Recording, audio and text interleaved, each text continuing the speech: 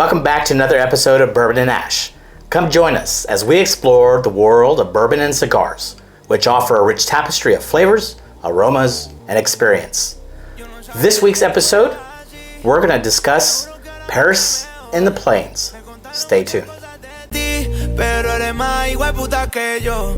Es de ayer, no es de hablar. Suelta el cel pa' perrear, pa' Twitter y pa' entonar. Yeah. Salió de Rosa. Welcome back. As we said, Paris of the Plains. That's right. Kansas City, Kansas. The central location in its heyday was booming unlike any other place due to the fact, one, the prohibition nationwide. What Two, prohibition? Yeah, there was no prohibition, and we're going to get City. into that in a little bit, just more Yes. about Tomstown Distillery, named after Tom Pendergrast, Yep. who was a political heavyweight in the Kansas City area for upwards of 35, 40 years. Correct. And he owned Kansas City. He owned the police department. I think he owned most political allies, both on the Democratic and Republican side. Thus, there wasn't a whole lot of stipulation when it came to speakeasies, liquid gold in general. No, absolutely. So one of the things during that era, between 12th Street and 18th, there was 100 bars. Wow. During Prohibition. Prohibition. Yeah. So it dates back, and he was a big influence in politics and what was actually occurring during those times. Yes, he did own the police and a lot of the fellow politicians. Referencing back to the Paris of the Plains, is people came from all over to Kansas because, like I said, what prohibition? Right. There was no There was prohibition. no prohibition. Yeah. Which brought the birth of jazz as we know it. With the speakeasies and the bars and the live music, everybody just came to Kansas City for a good time, and it began the birth of jazz. Yes, in a lot absolutely. of ways. In a lot of ways. So just talking a little bit about the jazz, anybody who is anybody wanted to come here and really get they were chasing the performance stream, because the bars didn't shut down, number one. We had over 100 in that 6-block span. We're talking city blocks, but anybody wanted to come down and perform. And there was a few groups, and there's solos that got drawn and came out of Kansas City. Yeah. Awesome. And we're just an hour and 20 minutes from the Yeah. distillery. Tomstown, again, as we mentioned before, was named after Tom Pendergrast. Now, the actual coincidence, funny story, the owners who started the distillery in 2016 have some sort of relation with Tom Pendergrast. Affiliation of some sort, yes. Affiliation. Yeah. Tricia, Yes. you can talk about that maybe? Yes, so the two guys were David Epstein and Steve Reverie. I would say Revere. Okay. So Steve's great uncle was Maurice Mulligan, and he was the attorney that actually prosecuted and put away Tom Pendergast for Yes. tax evasion, put him in Yes. prison. Yeah. And then the other guy, David Epstein, his grandfather, My grandfather was a rival, he right? was one of the rival bootleggers. Yeah. Yes. Yeah. It's Herman Epstein. So Yes. Yeah. he was There with was- the rabbits. Yes, and then Tom Tom. Pendergast had the It's like the goat West Side Story. goat. Yeah, Yes. the West Side. So we have rabbits and goats. Yes. Right. Yes. In Paris. Right. In Paris, Kansas City. So these gentlemen got together and said, you know what, we're going to, in honor of Tom Pendergrast, we're going to offer up a bourbon, a gin. They do variations of products.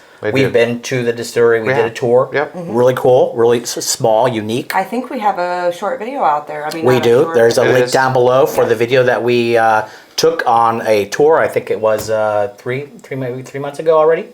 Probably. So again, one we brought to the table today is the Double Oaked. Yes. Do you know anything about this mash bill in particular? I do not. Is it? I believe it's non-disclosed. So no, this one is disclosed. Yes. This mash bill is 62% corn. 36 rye and 2% barley. That's Thank correct. you. At 90 proof. Yes. 90 proof. Yes. MGP? Oh, this is sourced right from the distillery. It's a small distillery. There's not much to it, but again, it's kind of unique for the Kansas City area. It is. There you go. Nice. So yes, definitely one of the locals. I'm super excited to try it. I have had their vodkas. I've had their gin. This, what is it? Double oak. This is the double oak. So they finished it off by putting 2 different types of staves into the barrel, a French oak and an American oak. Yes. Yeah. Nice. And if you guys look, this is a really cool, unique bottle. Is. Very cool bottle. Maybe you guys can tell a little bit about the design. This is based off a building there in Kansas City. Correct. The Skyline. Yep. Really, really cool. It is on the lighter side. MSRP is right around $40, $45. Yeah. Again, for a local bourbon in Kansas City, Missouri. I'm anxious to... Yeah, the presentation of the bottle is fantastic. Yeah, it is fantastic. I would like to see a darker amber color for my like what I usually like. Now, the age statement on this is we're hearing different things. Part of the tour, they were saying a few years, maybe 2 years, but 3, as far as I think what their product they're selling is it's at least age 4 years. Yeah, 4 to Okay. Before we begin, let's just say a quick thank you again for all you guys subscribing. We appreciate your support, and as always, Para Dios, tu familia y tus amigos. Salud. salute. Salute. So on this nose, I get a lot of wood, like Smoky. an apple, like green apple, Oh, like a crisp apple. I smell like a it, yeah. crisp green apple. With like smoke. Very smoky. A little bit of honey. There's a little bit, yeah, that's what I'm thinking. So it's not like that typical brown sugar. It almost smells like a floral sweet. It has great legs.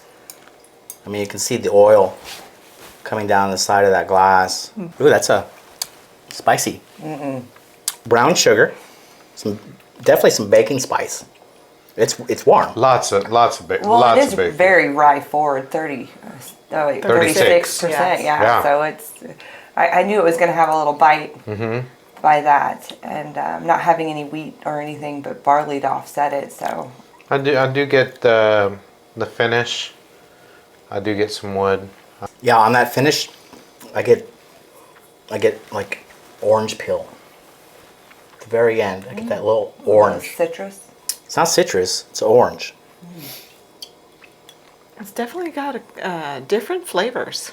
It does. With the apple, for sure. The apple is prevalent on that nose, and I definitely get a lot of that bacon spices on the palate. Taste. And then the very end, I get that little bit of orange peel. Yeah, that lingers though. It is still burning. I do. It does. It is- It does. It has definitely an lingers. extremely Still burning. long finish. No, this is really good. This sold nationwide is Tomstown? It's in some states, yes. Okay. It is in some states. I know that for a fact that obviously it's in Kansas, it's in Missouri. How far it goes, I'm not sure. It is readily available. Their entire distillery is in one room. Yes. Everything is in one room. Their mash, their Everything. their fermentation, like all of that is. Their barreling was in a different building. It Yes. was not there. No, they house it in a different house, but The I rick mean, house, the yeah. whole part of the not the The production. maturation. Yeah, but to getting into a barrel is Yeah. all in one little tiny room, and I say tiny comparative to when we go to the other. When we've seen other ones. Yeah. Absolutely. No, I agree. For $40 MSRP. Yes. I think it's a decent bourbon. I Okay. think it's decent. I think you should have it. I think you should keep it for smoky old fashions, and it's a cool bottle too. Yeah. The bottle is by far my The favorite. the bottle is very cool. Absolutely. It very much speaks to me, 1950s vibe to it. Yes. I know it's Oh, from the here we go. 20s, but All right. Kind of like It's the coming speakeasy around. vibe. I was having a really hard time picking up the sweeter notes. I could smell wood and did you finally get wood. some? Yeah, I did. I finally got some. You guys enjoying our content? If so, please hit that like and that subscribe and leave comments. We'll review them. give any feedback we can. I've had enough, I think, where I can go ahead and begin on the bourbon review. I'm going to say this is, again, on its own, MSRP, a local distillery. I will say this is a 7 for me. Nice. That's pretty high. I'm going to give it an 8. You're going to give it an 8 because I really like the smokiness of it. Yeah. So, and I think it'd make a great old fashioned. Okay. Yep. Awesome. Very cool. It is right now. Yeah.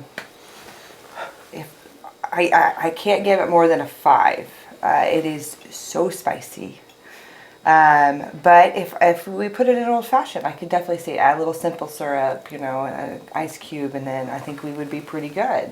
So, judging from the the finish, the mouthfeel, the color, and obviously the value, as you were saying, Zach, I'd have to say it's probably 6.5 for me.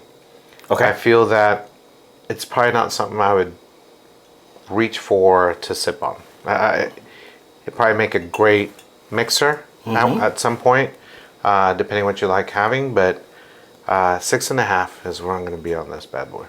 Yeah, I mean, it's a relatively inexpensive bottle. I mean, for how cool it looks and everything. And then if you're going to mix it, it's not, when you get those more expensive ones and you mix it, it breaks your heart.